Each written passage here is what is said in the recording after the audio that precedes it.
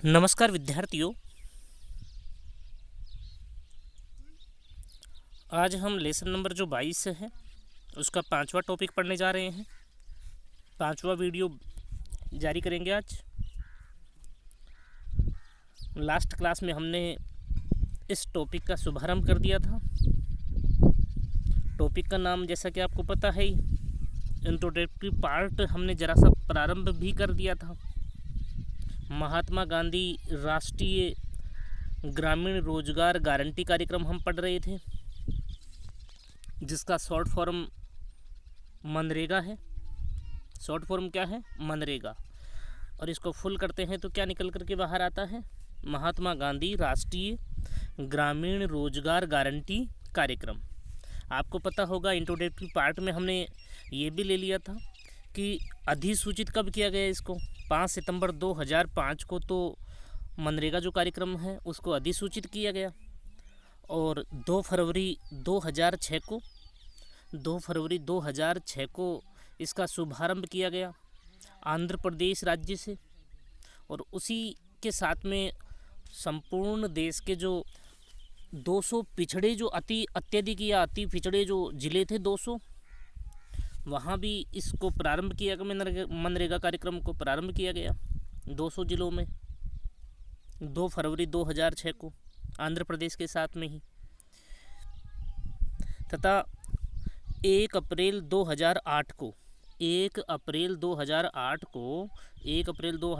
को मनरेगा कार्यक्रम शेष जो ज़िले बचे हुए थे 2011 की जनगणना के अनुसार 644 ज़िले जो हैं उन सब में इसको प्रारंभ कर दिया गया। संपूर्ण भारत में कितने ज़िले हैं? 644 हैं, तो शेष ज़िलों में भी इसको प्रारंभ कर दिया गया। 200 में पहले हो गया, तो 200 में 2 फरवरी 2006 को प्रारंभ कर दिया गया था। जबकि जो बाकी जो ज़िले हैं 444, हम क्या कह रहे हैं 444, कुल ज़िले कितने हैं 644, तो 444 में 1 अप्रैल 2008 को प्रारंभ कर दिया गया था। तो आगे हम ले रहे हैं इसको। मनरेगा कार्यक्रम के अंतर्गत ऐसे प्रत्येक परिवार जिनके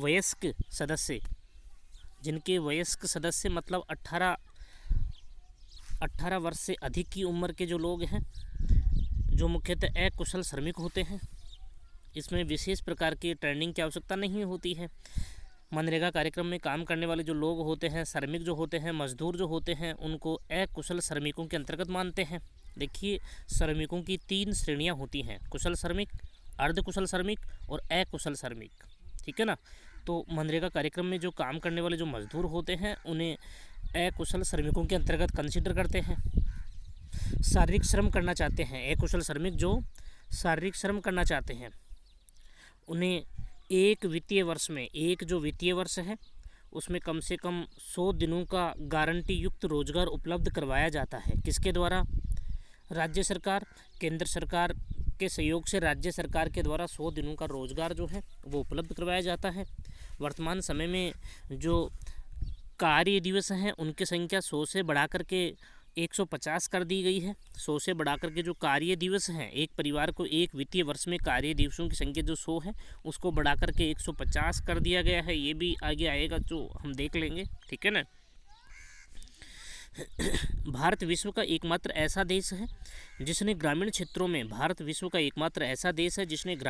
में रोजगार सुनिश्चित करके ग्रामीण क्षेत्रों में भारत ने रोजगार सुनिश्चित करके गरीबी दूर करने के लिए अधिकार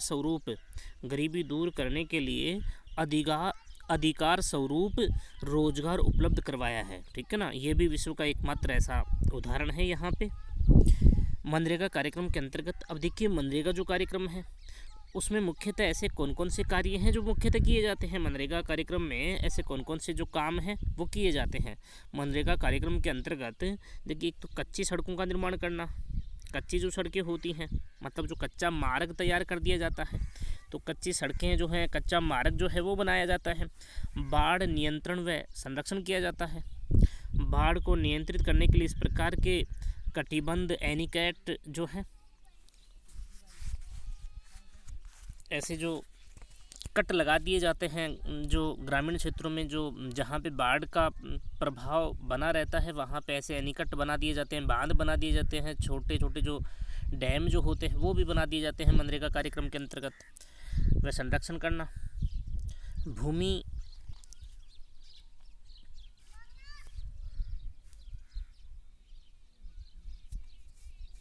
भूमि विकास के लिए देखिए यहाँ पे प्राचीन जल स्रोतों का नवीनीकरण करना,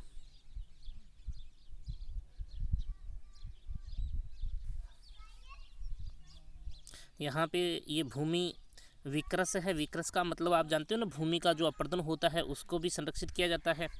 प्राचीन जल स्रोतों का नवीनीकरण, प्राचीन जो जल स्रोत हैं जैसे बावड़ियाँ हैं, है ना, कुएँ हैं और अन्य प्रकार के जो जल के स्रोत हैं उनका भी नवीनीकरण किया जाता है नरेगा कार्यक्रम के अंतर्गत। लघु सिंचाई योजनाएं, जो लघु सिंचाई कार्यक्रम जो है वो भी इसके अंतर्गत किया जाता है। सूखा प्रभावित क्षेत्र कार्यक्रम, सूखा प्रभावित जो क्षेत्र कार्यक्रम है ये काम भी इसके अंतर्गत किया जाता है। जल को संरक्षित करने के भी काम किए जाते हैं। जल संग्रहण जो कार्यक्रम है वो भी इसके अंतर्गत किए जाते हैं। जल संग्रहण के जो विभिन्न प्रकार के स्रोत हैं वो कार्य भी इसमें किए जाते हैं, ठीक है ना।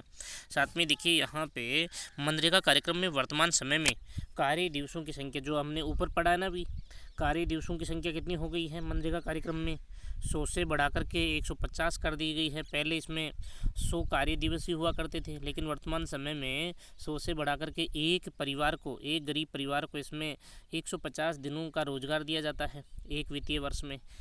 इस कार्यक्रम में एक तो पिछड़ी जातियों, एक जनजातियों, एक महिलाओं का कितना प्रतिशत है यहाँ पे, 33%, 33% है ना। तो महिलाओं को कितने परसेंट इसमें काम दिया जाता है, 33%, ठीक है ना। तथा गरीबी रेखा से नीचे के परिवारों को वरीयता दी जाती है। देखिए वरीयता किस किस को दी जाती है, एक तो जो पिछड़ी जातियाँ होती हैं उनको वरीयता दी जाती है, एक जनजातियाँ जो होती हैं उनको वरीयता दी जाती है, और विशेषकर महिलाएँ जो होती हैं ग्रामीण परिवेश में उनमें उनका जो प्रतिशत है वो 33% है।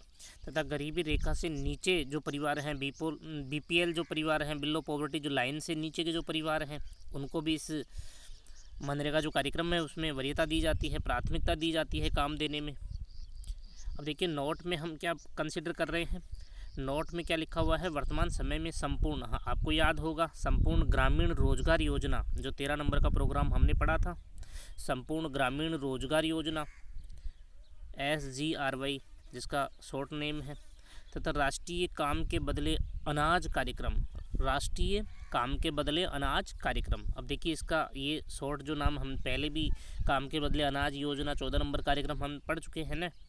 तो यहाँ पे शॉर्ट फॉर्म क्या है, N का मतलब नेशनल हो गया, और 2 F है और WP है, तो मतलब national food for work programme, national food for work programme को शामिल कर लिया गया है। 2 काम इसमें शामिल कर लिए गए हैं, किसमें, मनरेगा कार्यक्रम में, ठीक है ना। अब देखिए वित्तीय वर्ष 2014 में, वित्तीय वर्ष 2014-15 में, वित्तीय वर्ष 2014-15 में 48,000 करोड़ लोगों ने, कितने लोगों ने, 48,000 करोड़ लोगों ने 100 दिनों का कार्य दिवस पूरा किया है। कितने दिनों का, 100 दिनों का कार्य दिवस पूरा किया है। कितने लोगों ने, 48,000 करोड़ लोगों ने। तो मतलब क्या हुआ, अपने आप में मनरेगा कार्यक्रम बहुत ही बड़ा कार्यक्रम है, जैसे इतने लोगों को रोजगार प्राप्त हुआ है। कौन से वित्तीय वर्ष में, 2014-15 में। अब देखिए मनरेगा का मुख्य प्रावधान क्या है उसकी हम बात कर लें। मनरेगा का मुख्य प्रावधान क्या है, अब प्रावधान में किस प्रकार से इसमें रोजगार प्राप्त होता है, इसमें रोजगार प्राप्त होने की प्रोसेस क्या है, वो सारी चीज़ें यहाँ पे आएंगी। प्रावधान का मतलब है ना, प्रोफार्मा क्या है। मनरेगा अधिनियम कब हुआ, मनरेगा अधिनियम 5 सितंबर 2005 को, पूरे देश में अधिनियम के तौर पर ये कब लागू किया गया, 5 सितंबर 2005 को। मनरेगा अधिनियम 2005 के अनुसार, यहाँ पे ये अनुसार लिखा हुआ है, अनुसार प्रत्येक परिवार के वयस्क जो है, वयस्क मतलब 18 वर्ष उम्र से अधिक या 18 वर्ष का व्यक्ति जो अकुशल श्रेणी का श्रमिक होता है, अकुशल श्रमिक किस श्रेणी का होता है, वो अकुशल श्रमिक होता है, अकुशल श्रेणी का श्रमिक माना जाता है को एक वित्तीय वर्ष में 100 दिनों का रोजगार देने की कानूनी गारंटी दी गई। 100 दिनों का रोजगार देने की कानूनी गारंटी दी गई कब? 5 सितंबर 2005 के अधिनियम के अनुसार। लेकिन वर्तमान समय में 100 दिनों को बढ़ा करके 150 दिन कर दिए गए हैं, ठीक है ना। तो इस रूप में भी आप ध्यान रखेंगे। ग्रामीण क्षेत्रों में पंजीकृत परिवार का वयस्क सदस्य, पंजीकृत मतलब जिसको रोजगार चाहिए होता है वह अपना पंजीकरण करवाएगा। कहाँ पे करवाएगा पंजीकरण? पंचायत में करवाएगा, पंजीकरण करवाएगा, ठीक है ना, पंजीकरण करवाएगा। पंजीकरण करवाने के बाद में पंजीकृत परिवार का वयस्क सदस्य अकुशल श्रम हेतु आवेदन करने का पात्र होता है, आवेदन करने का पात्र होता है तथा जॉब कार्ड प्राप्त करने पर पंजीकरण के लिए वो पंचायत में आवेदन करेगा। उसके बाद में उसको जॉब कार्ड प्राप्त हो जाएगा। जॉब कार्ड प्राप्त होने के बाद में वह श्रम करने के लिए आवेदन ग्राम पंचायत में करेगा। भाई अब मुझे काम चाहिए तो काम करने के लिए फिर आवेदन कहाँ करेगा? फिर से ग्राम पंचायत में करेगा, ठीक है ना। तो इस प्रकार से अब देखिए इसमें क्या होता है कि रोजगार की मांग की तारीख से, जैसे मान लीजिए किसी व्यक्ति ने 1 तारीख को रोजगार के लिए 1 जनवरी को रोजगार के लिए अप्लाई किया पंचायत समिति में, है ना। जो पंचायत है, ग्राम पंचायत जो है, पंचायत समिति नहीं है यहाँ पे, ग्राम पंचायत, गांव की जो पंचायत है उसमें उसने अप्लाई किया, रोजगार के लिए आवेदन किया। अब रोजगार 1 जनवरी को उसने आवेदन किया। अब 15 जनवरी तक उसको काम प्राप्त हो जाए तो ठीक है। अगर काम 15 दिनों के भीतर काम प्राप्त नहीं होता है तो फिर उसको, उस आवेदक को बेरोजगारी भत्ता देने का प्रावधान है जो राज्य सरकार देगी, ठीक है ना। रोजगार की मांग की तारीख से 15 दिनों के भीतर रोजगार उपलब्ध करवाया जाता है, करवाया जाना आवश्यक होता है। अगर मान लो नहीं प्राप्त हो पाता है रोजगार तो फिर आवेदन जो काम मांगता है, जो आवेदक जो होता है, जो श्रमिक जो होता है, उसको बेरोजगारी भत्ता देने का प्रावधान है जो किसके द्वारा दिया जाता है? राज्य सरकार के द्वारा दिया जाता है। अगर राज्य सरकार उस व्यक्ति को काम उपलब्ध करवा देती है तो काम का जो पैसा होता है, मजदूरी जो होती है, वो तो किसके द्वारा दी जाती है? केंद्र सरकार के द्वारा दी जाती है। लेकिन बेरोजगारी जो भत्ता है, क्योंकि काम देने में असमर्थ कौन है? राज्य सरकार है ना। तो राज्य सरकार जब उस व्यक्ति को काम उपलब्ध नहीं करवा पाती है तो बेरोजगारी भत्ता देने का जो काम है वो राज्य सरकार ही करेगी, ठीक है ना। इस रूप में आप ध्यान कर लेंगे। मनरेगा कार्यक्रम में ठेकेदारी प्रथा, मनरेगा कार्यक्रम में ठेकेदारी प्रथा तथा मशीनों का प्रयोग वर्जित है। मशीनों का प्रयोग और ठेकेदारी प्रथा वर्जित है। जैसे मान लीजिए कि किसी गांव में कच्ची सड़क बनानी है।